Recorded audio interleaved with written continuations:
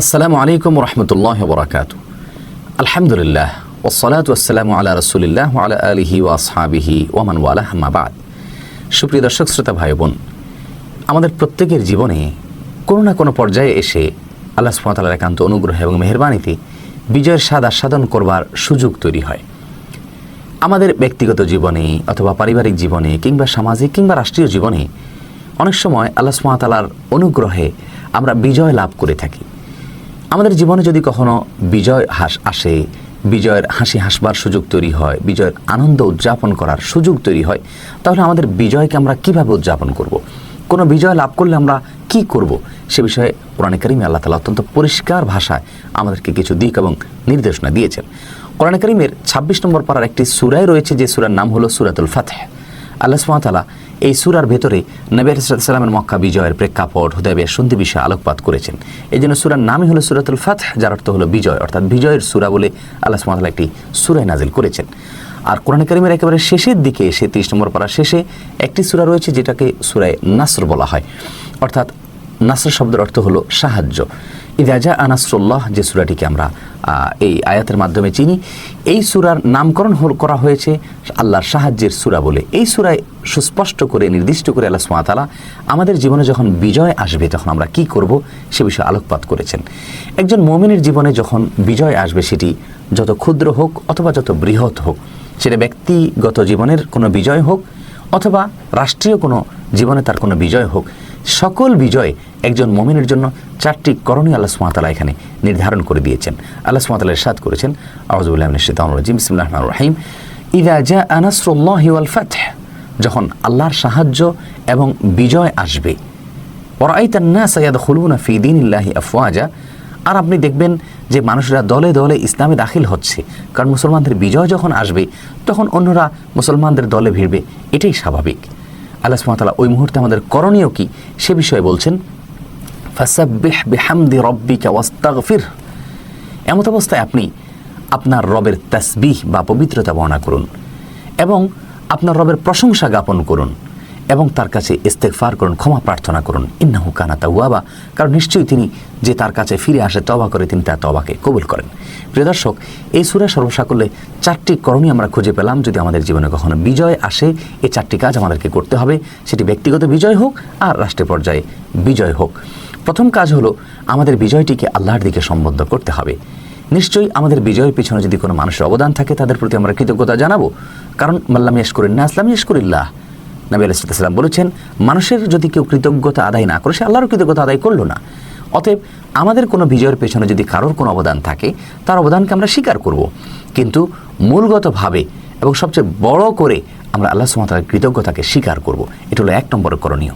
আজ আমাদের অনেক বিজয়ের পেছনে আমরা নিজেদের কীর্তি, নিজেদের বিভিন্ন কর্ম, নিজেদের বিভিন্ন গৌরবোজ্জ্বল অতীত এবং কীর্তিকলাপ, এগুলোকে আমরা আলোচনা করি, অথচ আল্লাহ সুবহানাহু ওয়া তাআলার যে অবদান, আল্লাহ সুবহানাহু ওয়া তাআলার যে নেয়ামত, আল্লাহ সুবহানাহু ওয়া তাআলার যে অনুগ্রহ, সেটাকে কিন্তু আমরা বেমালুম ভুলে থাকি। এটা কোনোভাবেই উচিত নয়। এভাবে করলে সেটা নাশকরি হয়।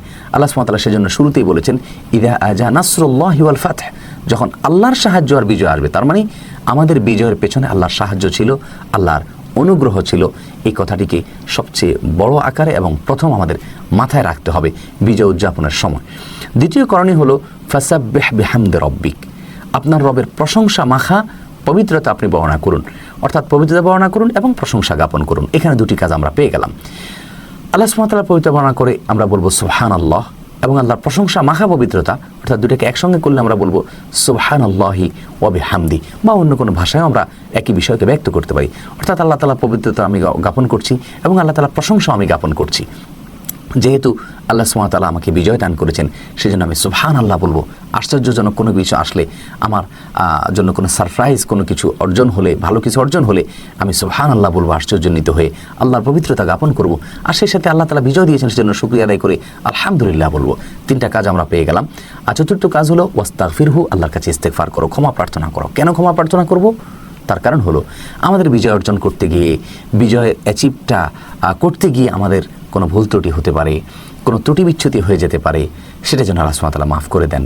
আমাদের বিজয়ের কারণে নিজেদের ভিতরে অহংকার তৈরি হতে পারে, নিজেদের গৌরব গাথা, নিজেদের কীর্তি কলাপ এগুলোকে আলোচনা করে আমরা এগুলো ফুটিয়ে তোলার মাধ্যমে অহংকারের ভিতরে নিমজ্জিত হতে পারি। সেজন্য আল্লাহর কাছে ইস্তেগফার করতে হয়। বিজয়ের পরে মাথাকে ছোট করতে হয়, নিচু করতে হয়, তাহলে বিজয় জীবনে বারবার আসে এবং সে বিজয় টেকসই হয়, স্থায়ী হয়। এজন্য আল্লাহ তাআলা ইস্তেগফার করতে বলেছেন। যে বিজয় মানুষ দাম্ভিকতা প্রদর্শন করে সে বিজয় খুব বেশি টেকে না, একসময় মানুষের হাতছাড়া হয়ে যায়। প্রিয় দর্শক, এই সূরার মাধ্যমে, সূরা ইজা জা নাসরুল্লাহর ভিতরে যে বিজয় আসলে আমরা কি করব সে বিষয়ে 4টি করণীয় আমরা পেয়ে গেলাম। আবারও এক নজরে বলে দিচ্ছি। প্রথম করণীয় হলো বিজয়টিকে আল্লাহর দিকে সম্বন্ধ করা, অর্থাৎ আল্লাহর পক্ষ থেকে বিজয় এসছে, আল্লাহ সুবহানাহু ওয়া তাআলার অনুগ্রহে আমরা বিজয় পেয়েছি সেটিকে স্বীকার করে নেওয়া। আর সেজন্য দ্বিতীয় করণীয় হলো আল্লাহর প্রশংসা করা, আল্লাহর পবিত্রতা বর্ণনা করা এবং সুবহানাল্লাহ বলা, সেই সাথে আল্লাহর প্রশংসা করা 3 নম্বর করণীয়, অর্থাৎ সুবহানাল্লাহ ওয়া বিহামদিহি বলা।